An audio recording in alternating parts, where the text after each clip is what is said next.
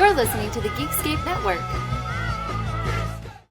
Time to fire up the VCR. This one's my favorite.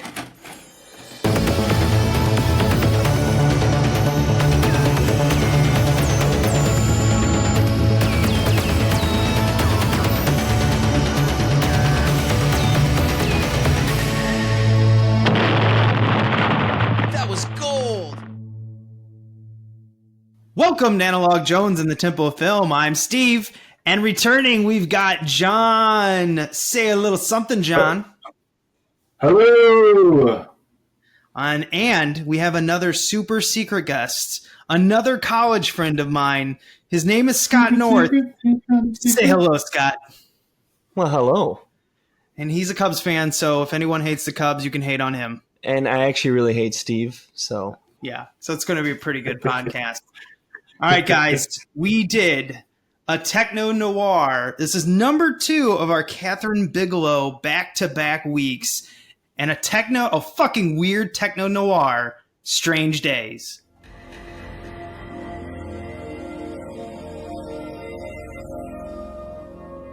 Have you ever jacked in? Have you ever wire tripped? You ready?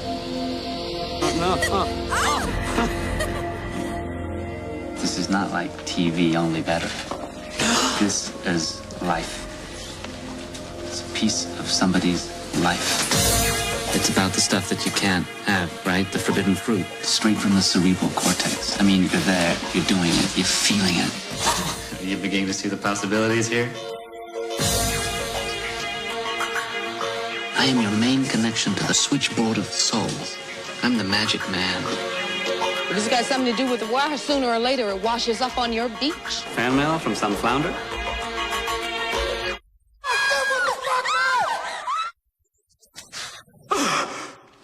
It's the dark end of the street. How do you like it now? He records it all. Everything. And gives it to you. Why me? There's more to this whole thing than you think. Give us the tape right now. You don't know how high up the food chain this thing goes. Do you know what this tape could do if it got out? I see the world opening up and swallowing us all. This is conspiracy paranoia. The issue isn't whether you're paranoid, Lenny. The issue is whether you're paranoid enough. No more games. Whatever's going on, you have to get out of here now. Get him out. This tape is a lightning bolt from God. It can change things that need changing before we all go off the end of the road. It'll be an all-out war, and you know it. No! Well, maybe it's time for a war.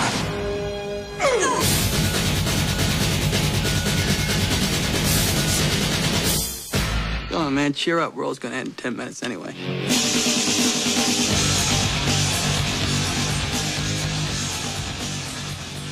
Holy shit, everyone! We're celebrating Y2K! Okay, this is just a weird techno noir crime thriller. Yes. Yeah. it's like 4 films in one, and there's equal rights too. I mean, there was a lot of equality statements that occurred throughout it too, so it very much felt like a movie without an identity. Now, John, you saw Point Break with me last week, and now we just got done, quote unquote, air quotes, watching this. Did this seem like the same director was doing this? No, I did not feel it was very different. Felt like somebody had just graduated college and this was their first movie that they directed. Oh, wow. Oh, that's a deep cut. Well, I didn't mean it in a bad way, but you could tell like there were some things that was like they didn't have quite the experience yet. Well, I noticed too after the fact that James Cameron wrote the screenplay, and my first thought as the credits were rolling, seeing that was, I wonder if James Cameron knew what kind of shit show he had written, and he just handed it down to his wife or future wife or whoever it was, if they were married at the time, because it just felt like it was something he couldn't handle or grasp or want to even attempt. Yeah, it does have a little bit of his like, I want to make this movie, but I don't have the technology to do it yet, so I'll just give it to somebody else. Well, I think he sold the studio, Universal or 20th. I think it's 20th Century Fox. He sold them on True Lies and Strange Days at the same time. So I think he could only do one. So he did True Lies, and then he gave Strange Days to Kathryn Bigelow, his ex-wife. Oh, well, that explains it more. Point Break was released in 91. This was released in 95. Yeah, so see, watching it, it felt like it would have been backwards to me. It felt like this one was an earlier work of hers, and then Point Break was a later, and you could kind of like she kind of got her feel.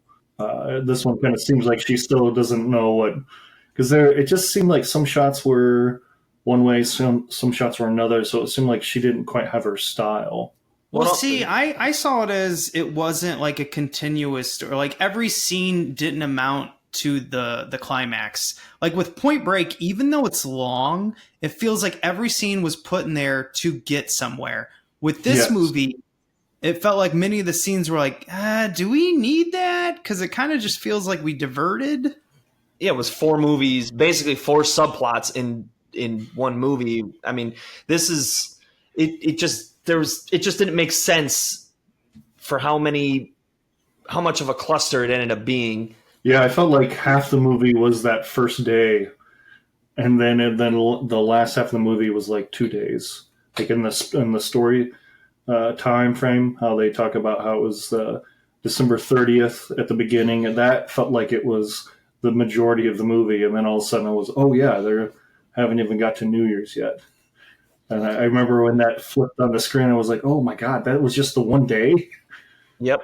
Point the fact out that the squid, which is, in my opinion, the coolest part of the movie, that's kind of the selling point, even though in the trailer and on the box art, they're trying to sell Y2K, because that was a big part of the movie. I guess they just tied it in, but it really didn't. I don't know why. I don't know what it had to do with squid or the surrounding crime drama, but they just wanted to make it about Y2K. But the squid is the coolest part of this movie, and they don't really give you an explanation where it came from, why it's there, or how it's there. It's just, hey guys, here's Strange Days, and here's this cool cerebral headpiece where you can see visions of past people committing crimes or live their daily life or whatever. And that was, to me, the cool selling point of the movie, but it just never stuck. Even if they explained squid, which they may have, there's so much stuff, and this script becomes so bloated that you wouldn't even remember. Because you're like, there's just too much crap. It's like overstuffing a closet, right when you open the door, it just all falls out on you at the same time. You're like, whoa, fuck. But before we get more into the movie, let's go into like the details of it. Well, in addition to that, just to add on to that last comment with the overstuffing, it almost feels like this movie was controlled by maybe executive producers, people wanting to keep all this material in the movie. It just felt like there was a higher power was controlling the ending, what the movie actually was, as opposed to what it should have been. Mm-hmm. I also think it was a love letter to mid-90s style, fashion style. Yeah. The 90s. Maybe that's what the Y2K is. Yeah, scenario is all about. Goodbye, 90s. I loved you. This was part of the 90s dystopia movies. You had stuff like, I just wrote down a few of my favorites: The Crow, Gattaca, 12 Monkeys, The Matrix. I wrote 12 Monkeys twice. Wow, I'm an idiot. Total Recall, Dark City, Demolition Man, and T2. I just feel like I love 90s dystopian movies. I love post-apocalyptic dystopian movies as it is. But for some reason, the 90s, they felt so stylized. And it's funny, too, because the 90s, honestly, was a good time. The economy was good. People could buy houses that, didn't cost $1 million in good neighborhoods. It was a good time, and we're all like, no, dude, you don't understand. The world's going to shit. I'm like, are you sure? Yeah, I know I grew up in the Midwest and in suburbs, but I don't remember like things being that bad in the 95. But no, but apparently after the LA riots, every movie in LA was basically LA's falling apart. Yeah. Well, and then to that fact too, 95, like that's 5 years before Y2K. So I never, I guess, realized Y2K was even being promoted that much at that time either, because I only remember, hey, it's 1999. One more year, Y2K. I remember then it being more of a thing. 95. Yeah. I mean, I feel like that's pretty early, but then again, I was only 11 in 95, so I probably don't remember. Well, that too, and just the three of us were not using things that they was going to affect, like personal computers and stuff like that. They weren't. Everybody had them, but they were like what you had to write a report on every once in a while. It wasn't like you were using it every day, and I think that's part of the reason why that became more of a thing towards 2000. And then realizing that, it might mess everything up. I don't think general conception at that moment. Well, my parents had canned goods, water. They pulled money out of the bank because my mom was a banker. So, I mean, they were really prepared for us to survive at least a week. That's what I always find funny. I was just like, we don't have a farm. We don't have a way to like create power. I think it's funny, everyone who was collecting for Y2K, if the computers would somehow shut down everything and we'd all go into chaos, they had like a closet full of canned goods. And I get it. I'd probably do the same thing just because, but it's still stupid. I feel like things are run now more by computers. So if something like that was going to happen now, I think that would be more of a oh shit, because the computers run so much more of our lives now. I feel like that would be much more of a catastrophic thing than back then. But I do remember we had some friends that we had our New Year's Eve party, and during the countdown, about when we got to like 6 or 5, the guy turned the TV off, and we were like, and then he's like, I'm kidding, and turned it back on. But we were like, oh my God. We actually thought it happened. Wait, what a dick. Hold on a second. You missed the countdown. Yeah, we missed a couple seconds, and he turned it on, and then we got to like 3, 2, 1, and it was on. But he did it early enough to where we were like, oh no. But we still got to see You should walk over to that guy's house right now and just punch him in the dick, but don't tell him why. Why did you do that? You know. It's been 19 years. Then when you get back home, just text him when you get back home. It's because of Y2K. Y2 what? Oh, God, it's almost 20 years ago. Yeah. That's what blows my mind. Yeah. Anyway, let's steer this ship back in the right direction. We've got our quick facts. We already know this was directed by Kathryn Bigelow, who's also done Near Dark, Point Break, and The Hurt Locker. Produced by James Cameron and Stephen Charles Jaffe. And I didn't write anything down about James Cameron because everyone knows about him. A few things. Exactly. But Stephen Charles Jaffe, some people might know him. If you're a trash film nerd like me, you'll remember him from Motel Hell. And if you're my mom, you remember that he produced and directed Ghost. Hey, rewatch Ghost. That's a great fucking movie. All right, Scott and my mom. It's such a Scott thing to say. It really is, though. I'm sincere. I want to come to visit you, Scott, when Anna's at work, and then I want her to come home to you and I back to back on a clay table. Watching Ghosts and drinking like Chardonnay. Yeah, the idea behind it, I understand, but it's actually a really good movie. Anyway. All right. Screenplay by James Cameron and Jay Cox. One of my favorite names to ever say. Jay Cox. By the way, Jay Cox actually has an Academy Award for Best Original Screenplay of Gangs of New York. Ooh. That is, after watching this movie, that is I'm good for him. Well, I can tell you what, he learned his lesson because he made one hell of a fucking script in Gangs of New York. Wow. Story by James Cameron. Yeah, who cares? But James Cameron, by the way, was freshly divorced from Kathryn Bigelow of only like a year or two. So it's so funny that he, in the making of it, he said specifically, in the making of this movie, he said specifically, there's only one person I thought of, and that was Kathryn Bigelow. Bullshit. That was the agreement the lawyers had. You got to give her this script or the divorce won't be final. Like, that's bullshit. She wants a script from you. This divorce won't be final unless she gets a script. All right. What's funny is this movie derailed her career for a long time. Yeah, think about it. Her next job wasn't for like 4 years, and it was as a writer on the producer on Charles Jaffe's next. He did a TV movie in like '99. She was the writer of it, and then she finally got another chance in like 2001. It was a smaller movie. But then eventually she got the Hurt Locker. Ralph Fiennes is playing Lenny Nero, who is a former cop turned squid dealer. He is peddling the trash of the future. And we don't know where the trash of the future came from or why it's there. He's just doing it. Yeah.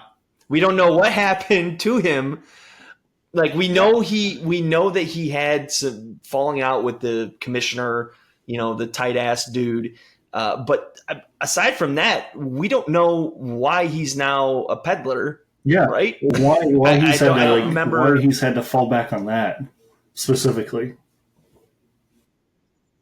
Well, I think he left being a cop because he didn't like the politics. He said like one line about it, and that was it. And then I guess he decided to start selling these. Yeah, see, again, there could be a backstory to this, and there probably is in the movie. Because as many movies as I watched, I realized the second time you're like, oh, they do. Yeah. But it's not our fault. Whoever edited this movie, made it, and everything like that, they put so much shit that you can't remember. Uh-huh. So it's their fault for us being dumb. Yeah. They made us dumber. That was like lawyer, which is hard to do, yeah. Really. Or not hard to do. Yeah, we're at the bottom of the barrel in intelligence, anyway. Except the entire state of Alabama. Ooh, just lost their downloads. Hey, you better be careful. My in-laws, I got in-law family in Alabama, and they might listen. That's why I said Alabama. Because I'm hoping. Connection. Yeah, I'm hoping Anna listens to this, and she's like, that son of a bitch.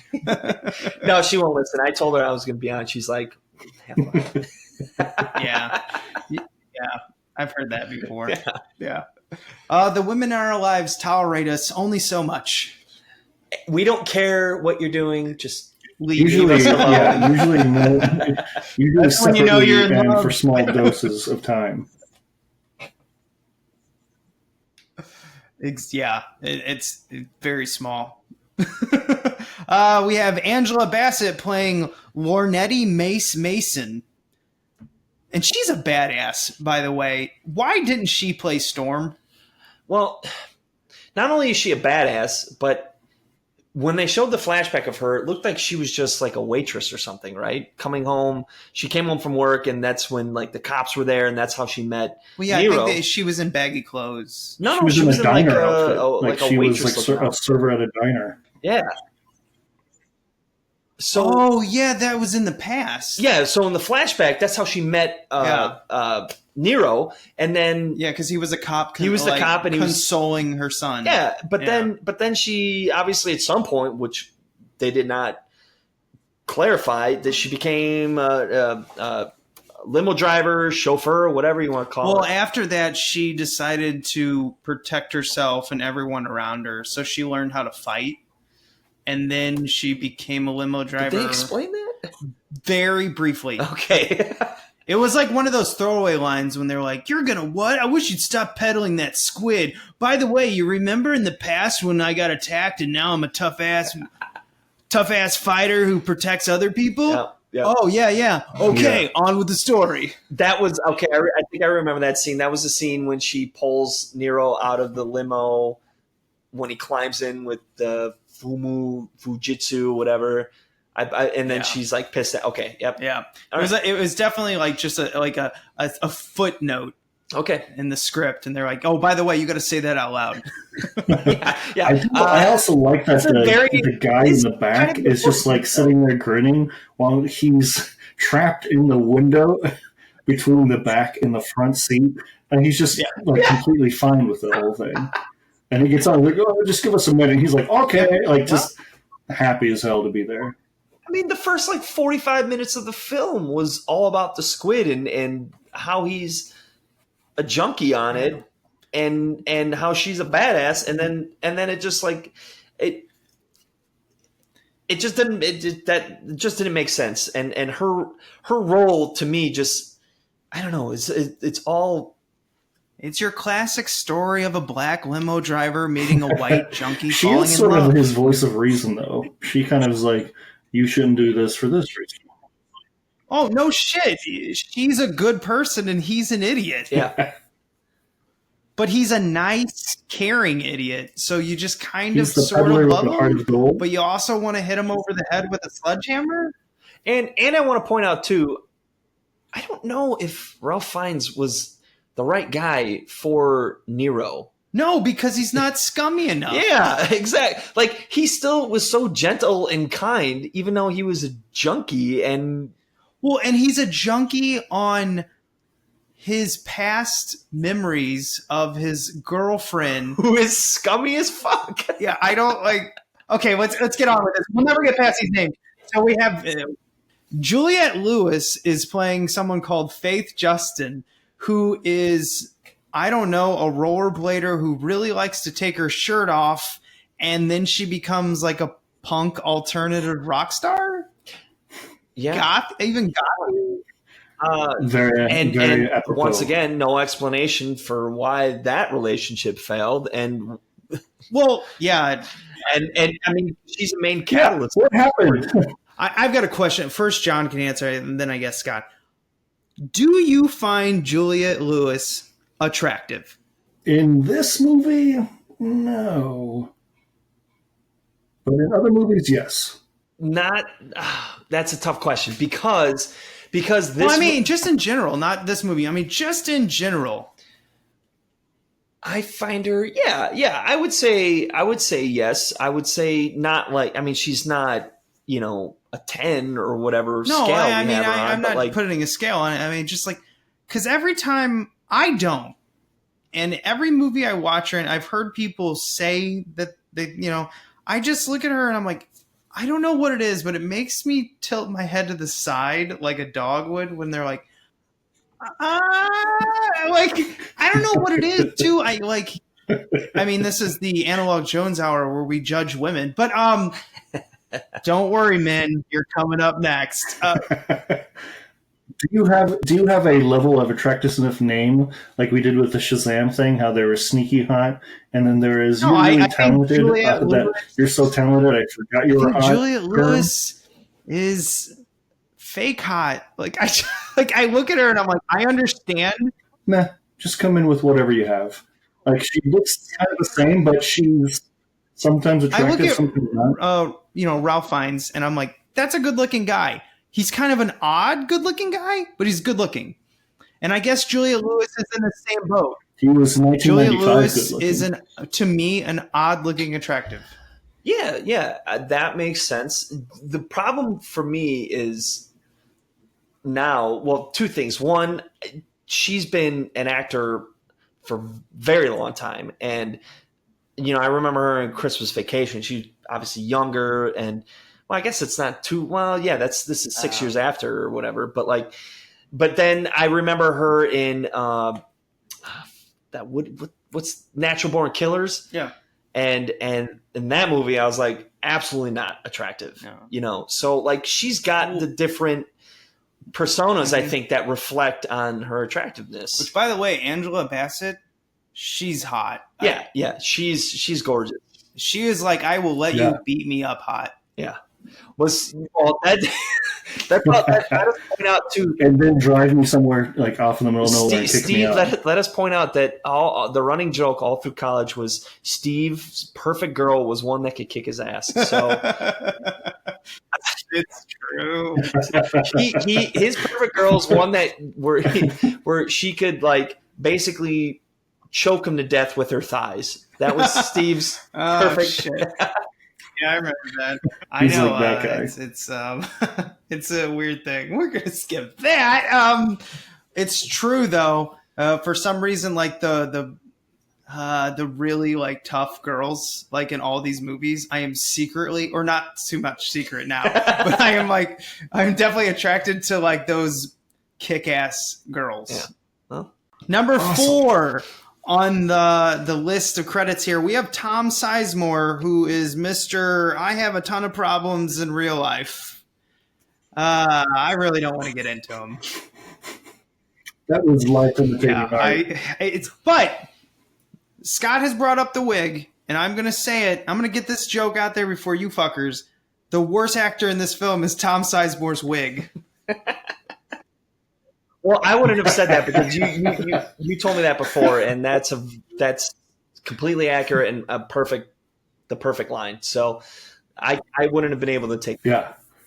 Well, it's funny because what everybody doesn't know is that was like one of the very first things the three of us said before we started recording was Tom Sizemore's wig, and then just talked about it for the next 7 I want to get a minutes shitty straight. wig and put it on my wall and just put a plaque above it is like in memory of Tom Sizemore's wig. I mean, there's you should have. If you ever did awards for like your podcasts or your guests or whatever movies you talked about, you could have like worst guest appearance, and you could have this wig trophy, Tom Sizemore's wig trophy, and give it to your worst guest appearances on your podcast. Yes. Tom Sizemore's wig would be the guest that you asked a question to, and they would just stay silent. And you remember, like, yeah, I think it was pretty good. Okay. Not much more on time. We'll move on to Vincent D'Onofrio, which, by the way, he is a teddy bear I have a weird man crush on. He's so like fluffy, like when he's older, like as the Kingpin. I was just like, he's so funny because he's tough, but when you look at him, you're like, look at that little butterball. Well, and he's actually huge too. Well, he's huge too, but then like I agree because in Full Metal Jacket he was completely insane, and in this one he was definitely way over the top. But then you get a movie like Wedding Crashers, or not? I'm sorry, The Breakup. In The Breakup, he was the older brother, and he was so soft, gentle, soft spoken, and and so you're like, this guy has a huge spectrum for acting, but he was just completely over the top in this movie. Oh, in the Cell, he's like breaks through the roof. He's so over the top. Yeah. But I mean, he was hired to do that. That's what you bring him in for. Yeah, and they did it. They used him on an 11, but the problem is like the movie really didn't need him.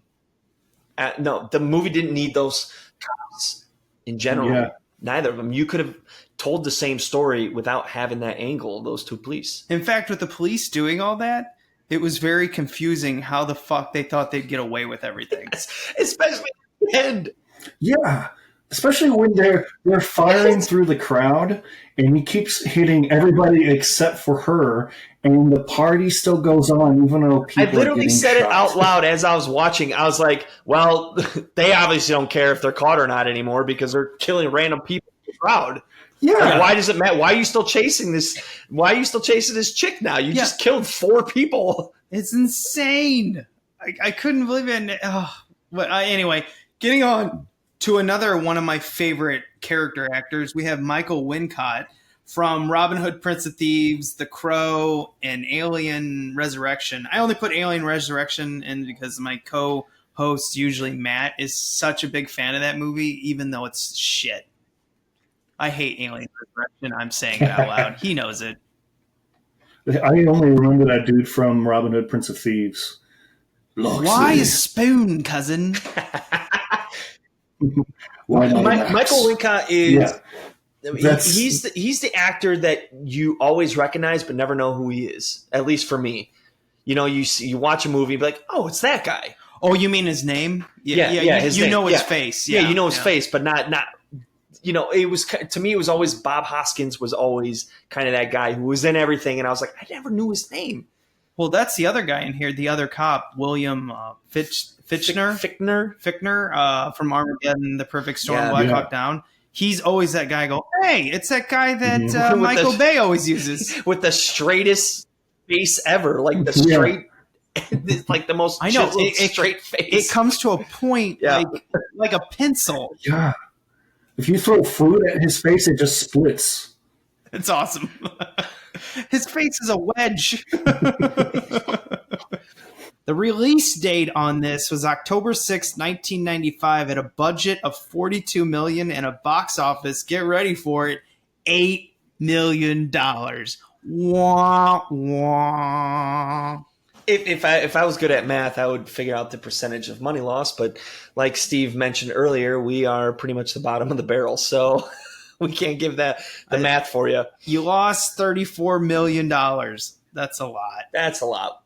Top 9 films at the time. The reason I did top 9 is because, well, that's what I wanted to do. Okay. And we've done this too when we did Copycat a couple months ago or a month ago. I can't remember.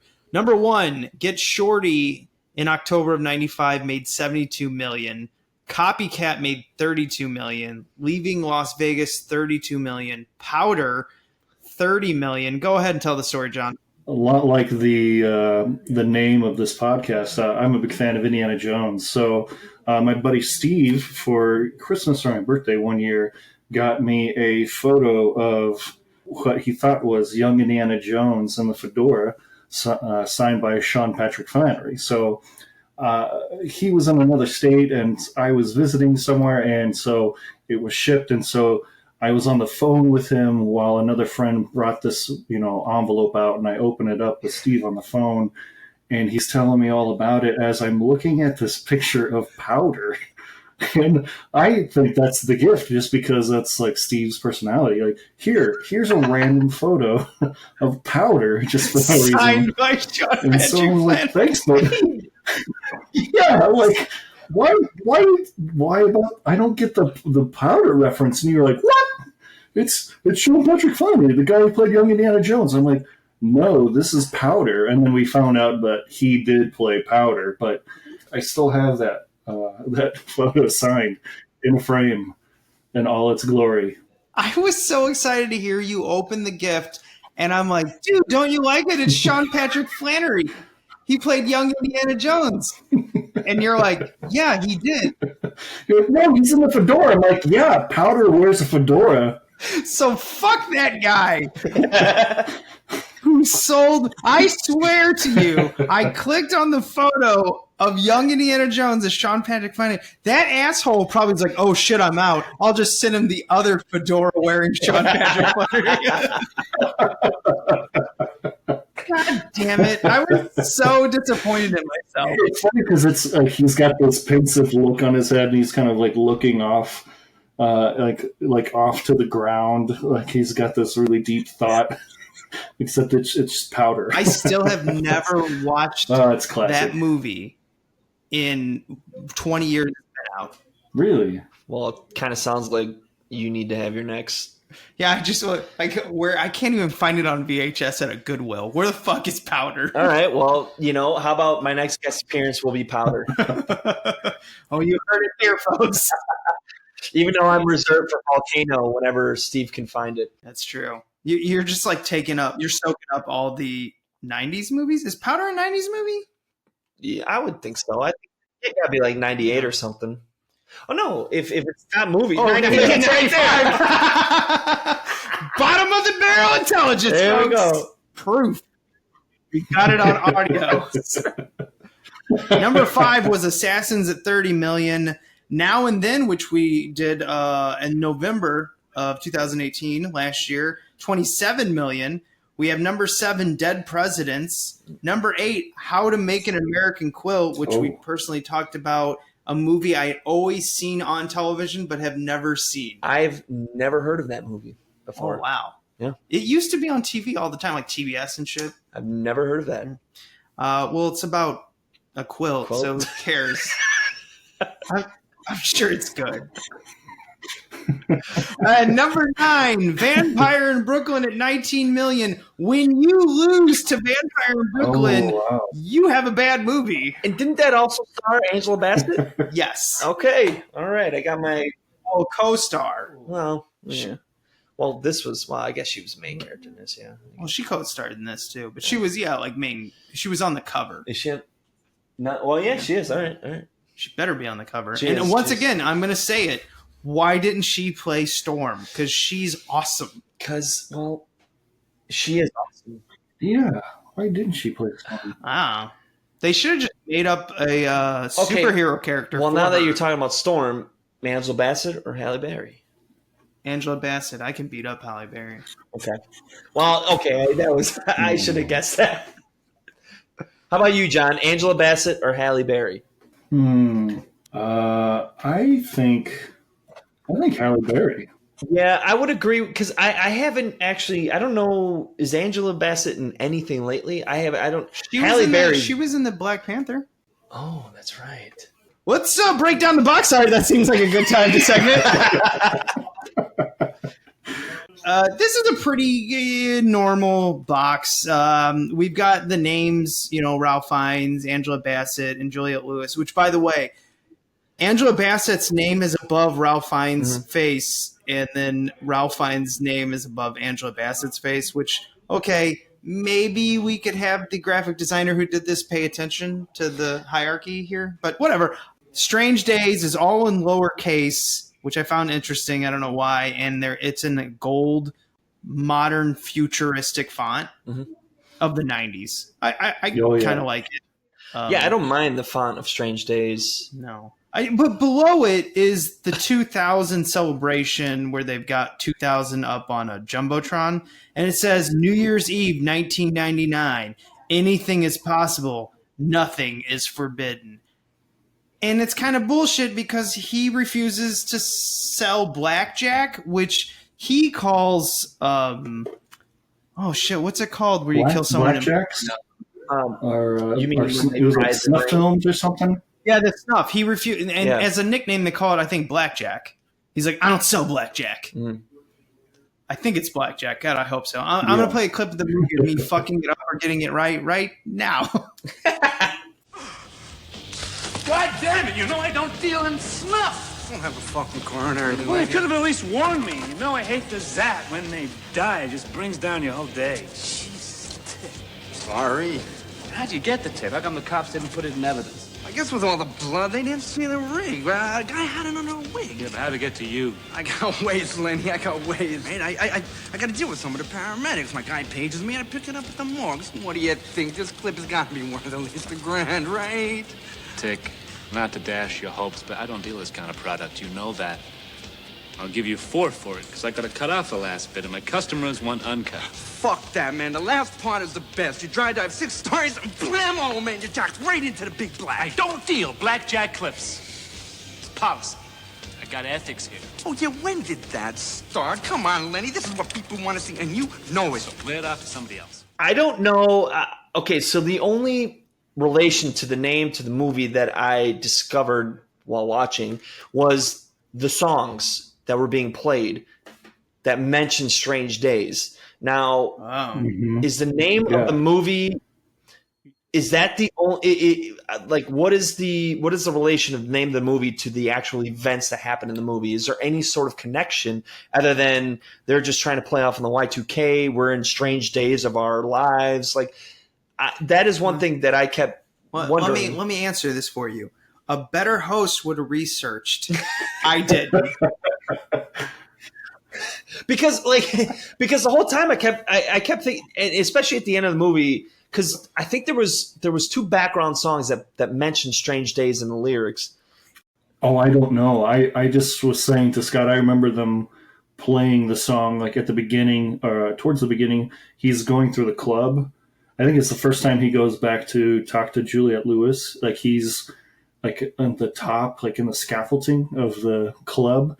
And then you hear, whatever band or songs playing, they have the word Strange Days.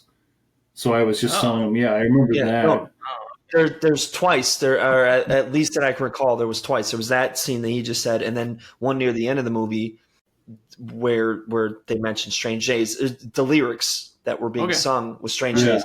But I'm just wondering, because is it more of just an overall play on the events that happen in the movie versus is there any real connection?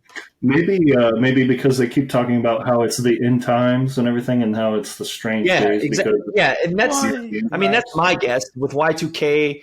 These are strange days. The saying, whatever. But I don't know. That's a good question. I assume it's supposed to be strange days ahead. Yeah, after Y2K or whatever. But it's kind of a cool title because it's vaguely associated with the story. Yeah. I always like those titles more. I don't mind simple titles, but I don't like on the nose titles. I think Gladiator. I always find that one hilarious because I'm like, okay, it's about fighting. and then Russell Crowe's I am Gladiator. And when he's like, say your name, my name is warrior. Gladiator. I am Gladiator. Okay. Yeah. Yeah, on the nose title. Even though Gladiator is a great movie. It literally gives you exactly what you want. But I like movies kind of like I've talked about this. I know some people don't like it, but I like 300 by Zack Snyder, and I also find that title good. But that's probably because it's from a Frank Miller comic book.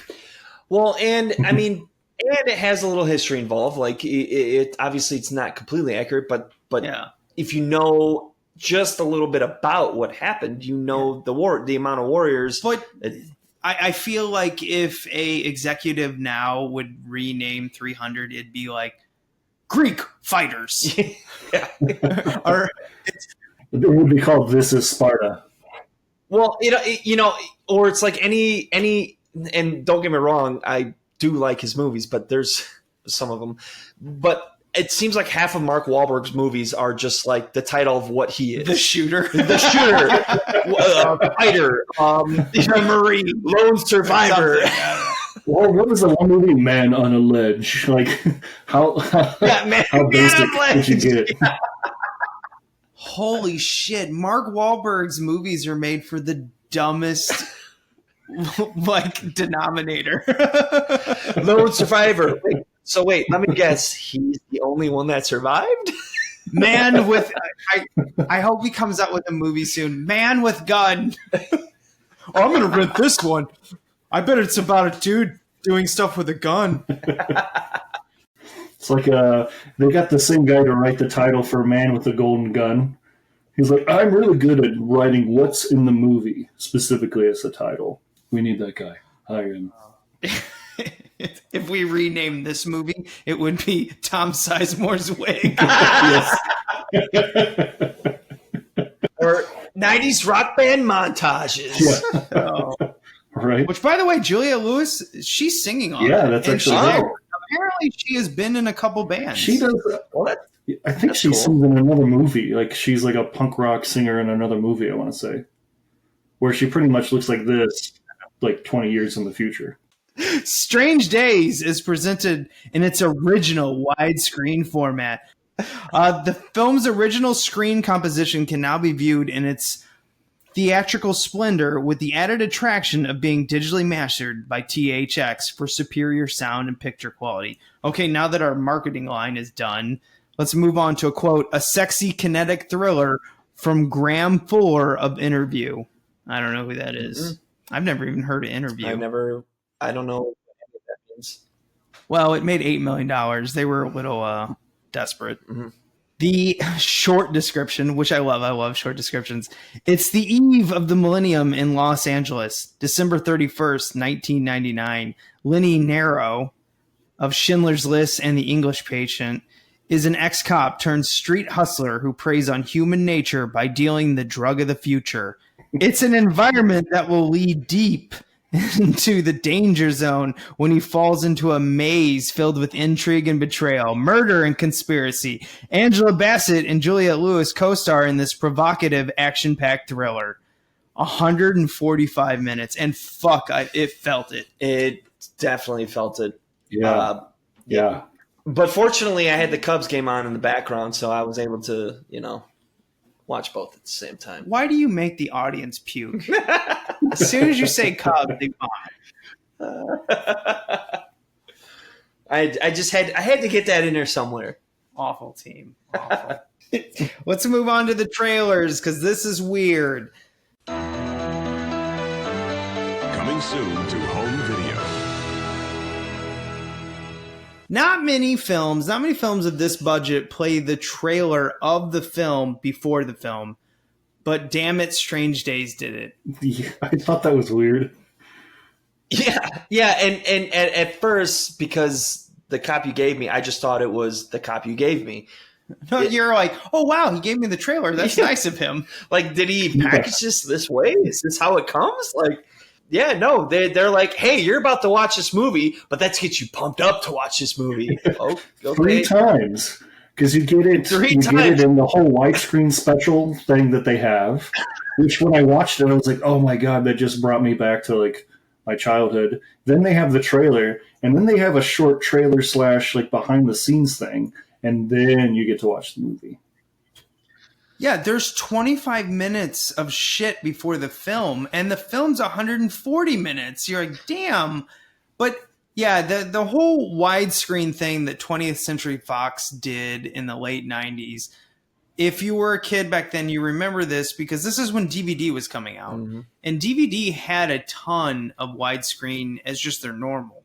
So then 20th Century Fox is like, oh, let's put out our VHS collection of a bunch of action films in widescreen. And I love how they literally in this trailer, which I put up on YouTube, all 20 something minutes of the stuff beforehand. You can go to our playlist and see Strange Days and find the trailer, the 20th Century Fox widescreen, and the making of. It's funny because they're like, what widescreen is it's what it's shot on, so you can actually see what the filmmakers want you to. And you're like, oh, and they show you the 4:3 aspect ratio and then the 16:4 aspect or whatever. It's hilarious because they go down, they're explaining it to it like you would a child, but they're doing it in the tone for an adult. These are all adult movies. Like Broken Arrow. I love Broken Arrow. Ain't it cool? Fucking love it. Howie. Were you about to say Howie Long? Yeah, Howie Long's in it. Oh, I was like, wait, why? Yeah, okay. Howie Long's in Broken Arrow? Yeah, he's like one of the henchmen. Oh, wow. That would make sense. That makes sense, yeah. John Travolta being a fucking... No, I've seen the movie. Yeah. I just haven't seen it in 20 years or whatever. What's his name? Doing his Christian best? Slater. Yeah, doing his best. Yeah. Jack Nicholson impression. God, that movie's so bad. Don't you ever say that again. It's so bad. Oh, man. That movie is like, if you're lost at sea, it's the shining star bringing you in. Oh, boy. It's the fucking lighthouse. It's so 90s. And on that note, I'm going to have another sip of whiskey. Which, by the way, the bourbon we're drinking, introduce it. Well, I brought us, Steve and I, John is currently off-site. We are drinking from Benny's Beverage Depot, a bourbon whiskey called Old Scout with 107 proof. It is a hand pick from Benny's, barrel proof, and it's delicious. It's smooth ambler, and I highly recommend it. With some rocks, maybe a splash of water. I smell some activates flavor and aroma. Brown sugar in there. Yeah, it's it's Benny's Beverage Depot. You can sponsor our show at any time. We will drink all the bourbon you can give us, or scotch. Free. Please send it to us free. We'll promote you. We're not much. We don't like vodka that much, but hey, we'll do something for you, Benny's. This is the podcast. I hope you get sent something like from 99 Bananas instead, just like banana liqueur or something like that. I hope you just get it by the grapefruit. Oh God, no! Oh, you get what you wish for. Fuck, banana liqueur. How does banana liqueur first come to your mind, John? I hate you. Yeah, wait. We used to use it when I bartended back in the day. 99 Bananas. Yeah. I loved it when we lived together in an apartment and we would just come home from bartending to tell each other how much we hated bartending. But honestly, there's still some of my best stories. Yeah. Yeah, there's definitely like good that comes with the bad. I feel like there's really good stories because it was such a low time in your life. Yeah. I also, when it's people, they're like, oh man, did you get laid a lot? And I'm like, are you kidding me? People are disgusting when you see them at 2 in the morning. Yeah. They're the grossest people. You don't want to have sex with them. Yeah. Ugh, but you could. Did you have sex with a bunch of people who could barely stand up? No, I was sober because I was working. That's terrible. Yeah. I'm not Tom Sizemore. Oh! Anyway, let's get on with the feature presentation. And now, our feature presentation. I think the beginning of this film is interesting with the POV shot, with them robbing and everything. It reminded me of Hardcore Henry of a couple of years ago, where I was like, yeah, I think it's an interesting concept, but video games have kind of ruined the POV shot in movies and porn. Yeah, that's right. I said it. Jeremy Bennett just went. But keep in mind, in '95, this was, they're kind of introducing. Whoa! Are you telling me they didn't have internet porn in '95? Well, it was. I don't want to live in that Al world. Gore invented it in '94, so it's only been 1 year. Yes, Al Gore. Al Gore actually wrote this movie with James Cameron. Fun fact. Fun made-up fact. But, no, nothing's made up. Donald Trump's our president. Well, if we put it on Wikipedia, it's all true. Yeah, well. Oh, yeah. And Donald Trump. And Donald Trump's our president, so everything's true. Like the Simpsons. If you yell loud enough, everything is fact. and if you constantly compliment yourself, your businesses, or your daughter, or whatever, anything you own or have or do, it's true. Welcome to Analog Jones. A couple of Democrats talk about movies. Anyway, yeah. So I agree. To me, this movie, the best part of this movie was the first 45 minutes. Yeah, the setup where it still had a chance to go the right direction. Yeah, and watching it while I was watching it, and even that felt long, by the way, because it just, as I was watching it, just felt like it was dragging with the whole squid thing. And when are they going to get further in depth in the story? I'm going to explain the story in 1 minute. Let's see if I can do this. And then I'm going to let you guys just whatever opinions you want. We have a man named Lenny. He was a cop, but now he's not a cop, and now he's dealing discs that connect to a squib that connect to your head so you can see and feel everything someone's doing. Uh-oh, someone was killed. Now the cops are trying to figure out where the disc is that person happened to be wearing a squib and record everything.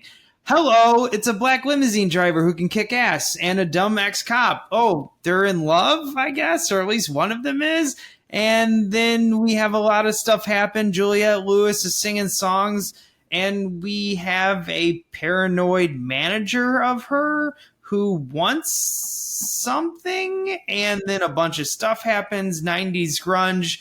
By the way, here's the 1999 Y2K celebration. Cops are shooting people. She's got a badass limousine. It falls in a river, and boom, they're in love by the end.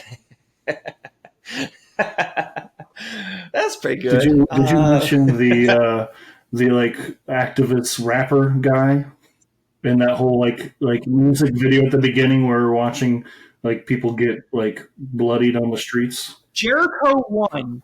Yes, I forget everyone's name, but for some reason I remember that rapper's name of Jericho 1. So there's no explanation of Faith and why she turned from Nero to Jericho 1's crew, to Philo's crew, really. And there's no reason for Jericho 1, like you said. There really isn't. That you could have had an uprising like you had at the end without Jericho 1, because they played the whole movie off based off riots and equality rights and all that early on. So you didn't even need Jericho 1. You didn't need that. I forgot he was in the film until I just did the 1 minute breakdown. Well, he was the reason why. Well, I guess you could kind of say he was the reason why the film exists or began. Really, I mean, I don't know. John, could we take Jericho 1 and the whole cop story out of this and still have a movie? Yeah, you would have had to find another. The only thing that to me I think that would affect is the very end of the only good cop, aka that old guy in the tuxedo at the very end of him, like being able to like actually call off the cops from beating Angela Bennett. Okay. Not You're Bennett. right. Maybe we could have kept the cops, but we definitely could have got rid of the weird fucking mystery thriller / POV raping. Yeah. absolutely. You could have had a movie with just the squid, Ralph Fiennes. Have Angela Bassett, Tom Sizemore. You could have had a movie with just those three, and they're chasing this unknown killer who, in the end, ends up being Tom Sizemore. There's no reason for any of the Y2K, any of the cops, any of the Philo bullshit. There's no reason for any of that. You could have had a movie just based on Squid, and it would have been cool because Squid was the coolest part of this movie. Yeah, and you could have still had the twist with him and his friendship with Nero if you wanted to. Just have him being like, oh yeah, I was actually helping them out the whole time, instead of being like the weird guy at the end, like who was killing, like who was making the videotapes. Like he still could have just done that turn without that whole other side story. Because that's what it ended up being. Yeah. His friend, in the end, ended up being the bad guy the whole time, which was really easy to figure out. The wig. Do we have to go back to? Of course we do. I just like the fact that everybody had that long hair. Like if you were a guy in this movie and you were an old man, you had that long, like mid-90s hair. Like that was it. It was a requirement. Everybody did. Let's just point out for a second.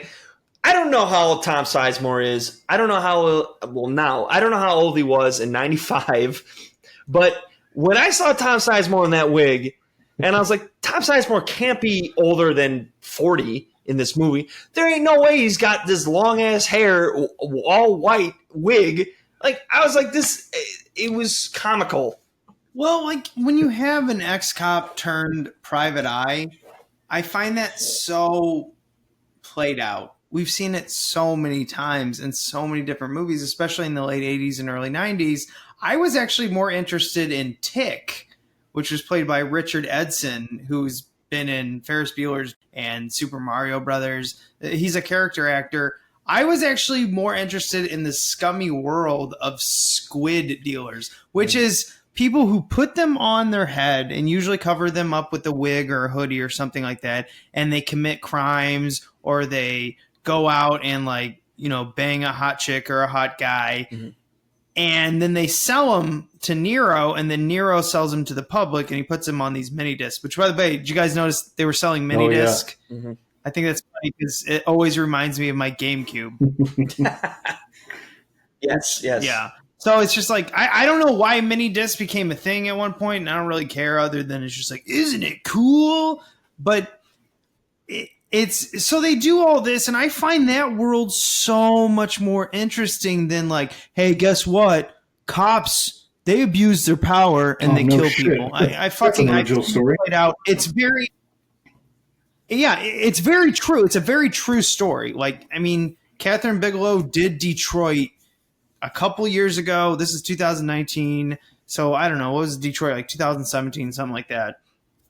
It's a good movie. I check it out. Great movie. Love that movie. I kind of thought that the thing is like, the movie was going to go a different direction when I started watching it, because Nero's character seemed like, he was a guy who was like kind of, doing these under the table deals with this squid stuff. But it seemed like he was like, especially the way he was dressed and his clientele, it seemed like he was doing it where he was a rich guy and he was doing it for the rich people, and he actually wasn't in the slums. And then all of a sudden, as like the story progresses, you realize it was like all a facade. Like he presents himself that way, but he is definitely not that way.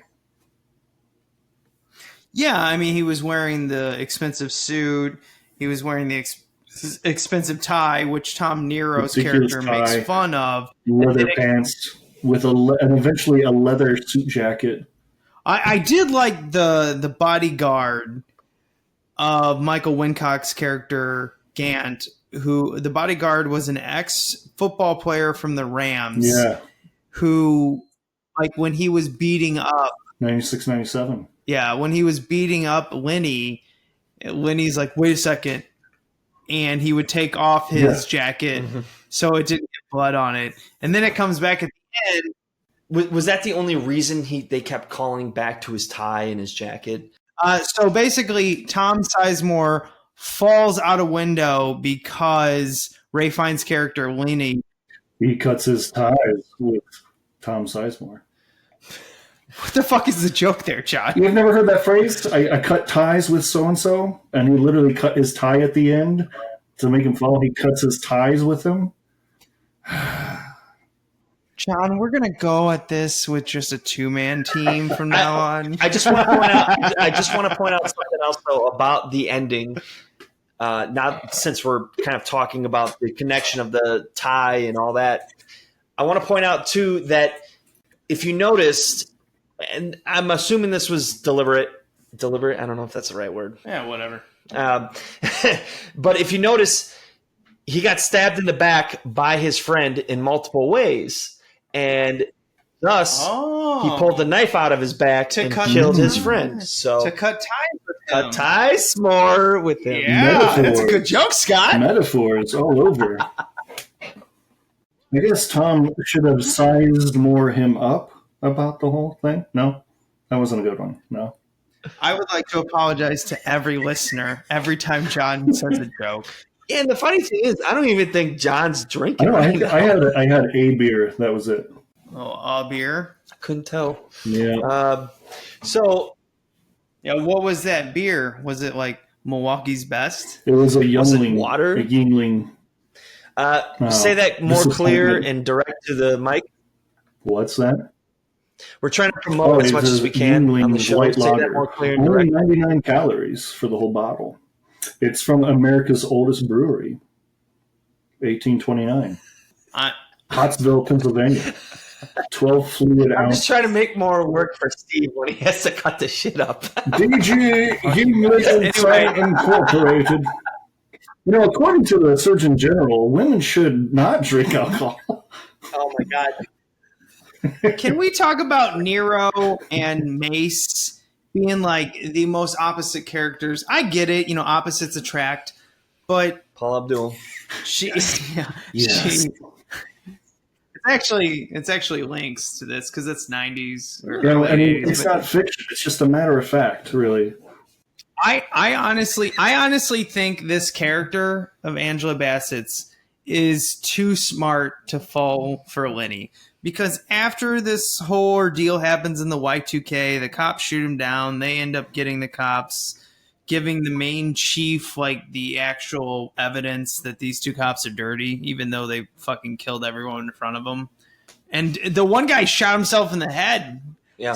Or through the mouth. It's even more dramatic in the movie. Yeah. And like all the confetti's falling, which I'll give them, that the end of this movie visually looks cool. Yeah, and I feel like that's the only reason why the whole Y2K thing was even a part of this movie is so they could have this dramatic ending like they did. Well, wouldn't it have been funny if it had nothing to do with Y2K? It was just like New Year's Eve celebration. And then the marketers are like, hey, we should make it Y2K because that's cool. That's in 5 years, so fuck it. And this movie's not very good, so...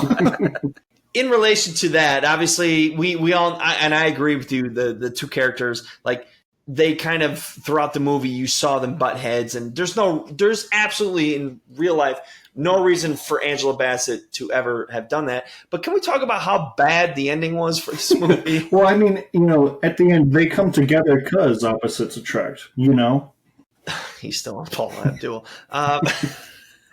Yeah, when the cops come together, at the end, aside from them shooting everybody in their path, the ending when the commissioner tells them to handcuff them, and DeNorfo goes insane and starts like zombie walking towards Angela Bassett. Oh yeah, he's dragging his dead partner. Crazy, and they're not shooting this guy. They're like this guy is already like they Thousands of people witness him killing. Doesn't the crowd jump in too and almost almost not until. Well, that could be on purpose because they immediately started hitting her with the sticks and just beating the crap out of her right away. But then they give him so much warning. They keep telling him to stop like 20 times before they actually shoot him. And that could be part of their whole thing. Like they gave him so much time to just stand down. I mean, that's kind of fucked up. This guy's dragging his dead partner like with demonic eyes. I'm going to eat this chick alive. And he's fucking crazy. Yeah, he was crazy. He was Full Metal Jacket at that point. Yeah. And I just want to point out too that Vince D'Onofrio's character was actually able to get a shot off because you remember Nero got shot in the back. So not only did he get stabbed, but he did get shot as well. I don't think he got shot. Oh, was that the stab wound? Why did he collapse right after, though? I thought he got shot. He was just getting faked because he was oozing blood out of his back the whole time. I don't really know. Maybe, I don't know. Maybe he was weak, like John said. But that whole part, though, was unnecessary because... All right. She just got the shit kicked out of her. I know, and she gets up and still does more than him. And she's holding him, and he gets faint because of whatever? Angela Bassett is more of a man than Lenny Nero. Oh, she sure is. And Steve, that's his dream. That's right there. Angela Bassett is my dream. I think that Steve's going to put Angela Bassett into the museum later in the podcast. Maybe I will. Maybe I will. Okay, you know what? Speaking of the museum, John, I think we should go into the museum. I think we've explained as much of this lovely shit show as we can. So let's do it. Museum time.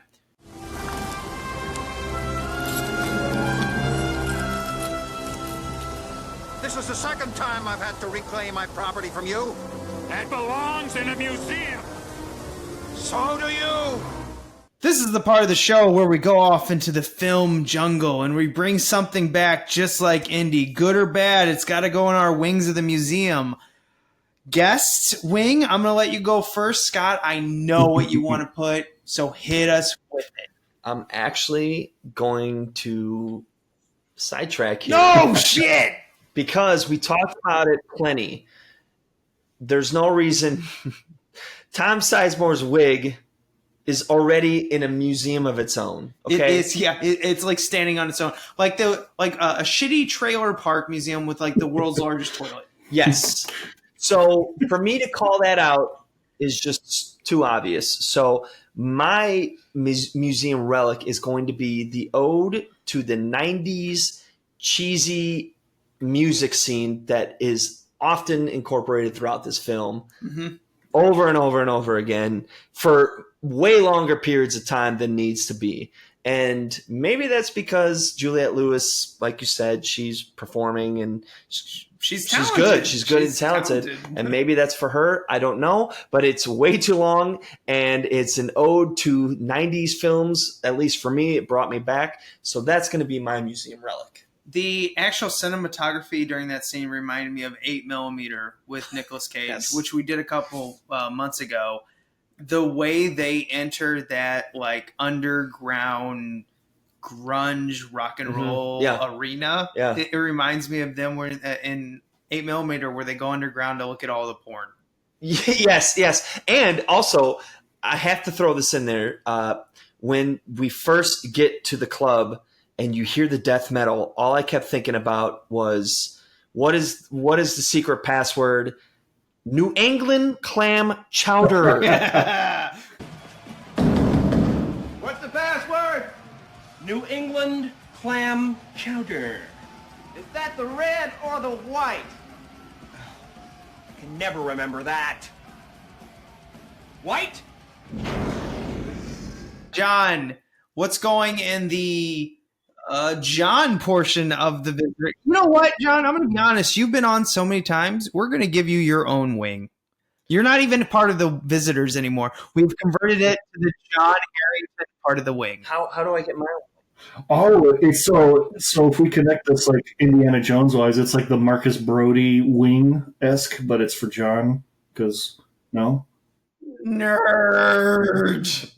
You named your whole podcast after his love of Indiana Jones. I'm a massive nerd. Behind you, I have an entire collection of VHSs, a dead media. John, what's going in the John portion of the wing? I'm going to put in the 90s, like, futuristic style, like their fashion style. Like, his outfits to me were so ridiculous, and it was making me, I was just constantly thinking about that throughout the movie. So I think that's what I'm going to put in the museum. His leather jeans, terrible ties, and shiny metallic-looking shirts into the museum. I noticed the metallic shirts. That's so weird. I don't know why that was cool for, I don't know, a couple of years. Is that our MC just Hammer way, thing? Is that an MC Hammer thing, maybe? I don't know. I feel like this is the way people in 2025 will wear. Well, I don't know. I was like, His ties were huge, too. Like, the knots and everything, like, the width of them, they were like it was like he had a 2x4 going down his shirt. A quadruple Windsor knot. Yeah. In my part of the wing in the museum, I'm going to take 2 because Matt's not here. And I'm going to put in 1, the overstuffed script. Don't do it. When you have too many stories all colliding together, you'll get this movie and you'll get a bomb. It just doesn't work. But the Steve portion of the museum, which my friends hit right on, I'm putting in Angela Bassett being a badass. Because if I need a limo driver with bulletproof glass and doors, I'm calling Angela Bassett. You're gonna get yourself killed for this. For this toxic waste, bitch. What the fuck are you doing?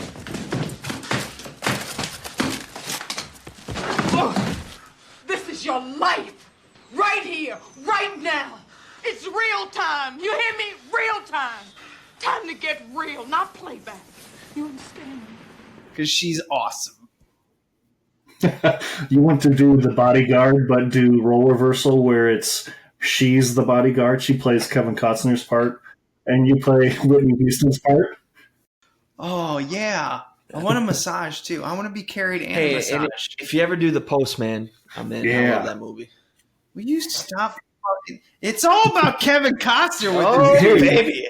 You need to do man. You need to do a Kevin Costner series on here. We can't blow our load all in 1 month on the Kevin Costner series. Oh my God, there's so many good Kevin Costner. People's heads would explode. I fucking love Waterworld, and I will argue to the death. And I love Postman too, which is just as good bad. No. Waterworld's much better than Postman. Postman is what they put on. Like, I don't even know. You don't get your mail today. You still get your mail today. That doesn't explain Kevin Costner's Postman. That has no correlation other than the name. Anyway, let's end this shit. You can listen to us on iTunes, subscribe on YouTube, iTunes, listen to us on iTunes, Google Play, Stitcher. We have a lot of ways to get in your head and screw you up, especially if you listen to this podcast. I mean, this particular one, which is absurd. You should play that clip from Adam Sandler where the movie's like, every time you talk. In fact, after the whole, I'm misquoting it. I'm sorry. What you just said is one of the most insanely idiotic things I have ever heard. At no point in your rambling, incoherent response were you even close to anything that could be considered a rational thought. Everyone in this room is now dumber for having listened to it. I award you no points, and may God have mercy on your soul. Windy City Horrorama will be wrapping up already when this podcast actually launches. That is my co-host's film festival where he does independent horror, and he will eventually come back in about a month. But until then, I'm going to have more guests like John and Scott, the dynamic trio of dipshittery. Trifecta!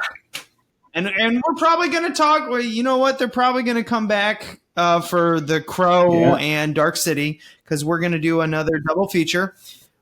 They will ruin your eardrums, and it will be fun. If you don't like the show, you can always email us at analogjonestof@gmail.com. We love to read your shit we don't care about. And we love to read the shit we do care about. Either way, we'll read the shit. Was Kevin Costner in The Crow? I hope Kevin Costner writes the show. I think this show is shit, except that Scott guy. Yes! He's got a voice as smooth as silk. I hope he remakes The Crow. No. I hope Kevin Costner nowadays remakes The Crow, and he plays The Crow. Why would you torture us? He's got that new Netflix movie that about Bonnie and Clyde, and that movie that was pretty good. I actually like that. I like old disgruntled people past their prime. Mm-hmm. Playing old disgruntled people past their prime. But he's like an old cop or an old U.S. Texas Marshal who's got to like solve the crime, and he's clearly past his prime. He doesn't like use any of the modern technology at the time. Yeah. I love movies like that where an old person comes like, I don't need your computers. I go and I'll solve these crimes myself. It's true. Except in this one, he's like, I don't need to communicate like at all. I don't need your wires and your guns. Oh, that's right. It was wiretaps. It's the wiretaps. Yeah.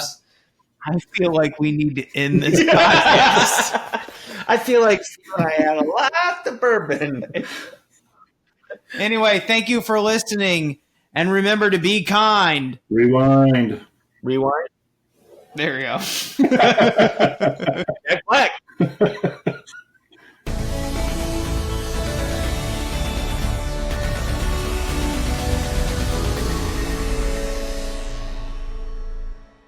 Mr. Paris, set a course. Set a course.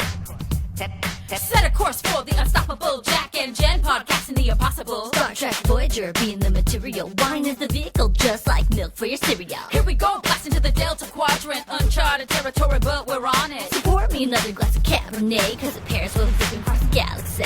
Never in my life was a cruise so brave. Never was a time that I lacked rosé. But you learn something new each and every day. To explore new things is a Starfleet way. Podcast hailing from the Geekscape Nation, talking Star Trek with the wine persuasion. So you wanna live long and prosper fine? Then you better tune in to 7 of Wine. And this is 7 of Wine, where we review an